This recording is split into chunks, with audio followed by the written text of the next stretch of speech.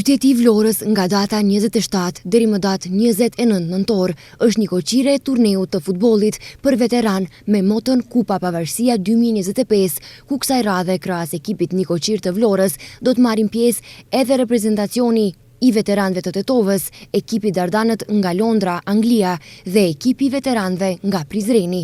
Lista e futbollistëve veteranë të Tetovës është përpiluar në koordinim të koordinatorit Muzafer Livoreka dhe seleksionuesit Faik Ademi.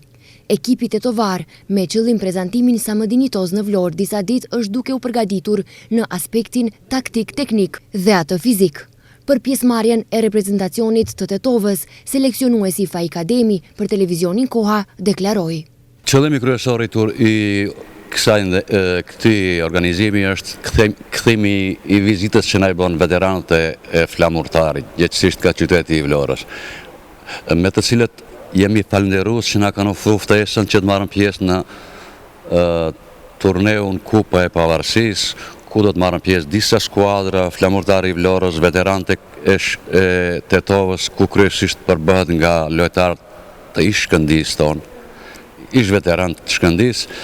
dhe janë të paralajmëruar disa skuadra, një prej aty është Dardanët nga Londra, ka edhe skuadra tjera. Sipas organizatorit, ditën e parë do të zhvillohen 2 ndeshje që do të përcaktohen pas hedhjes së shortit, ndërsa ditën e dytë ekipet fituese do të përballen në finale, ndërsa ekipet humbse do të luajnë për vendin e tretë. Në ekipin e Tetovës të ftuar special janë portieri Muharrem Dosti si dhe Gajur Sadiki, i cili jeton dhe vepron në Suedi. Ekipi i Tetovës në Vlorë do të udhëton më datën 27 nëntor.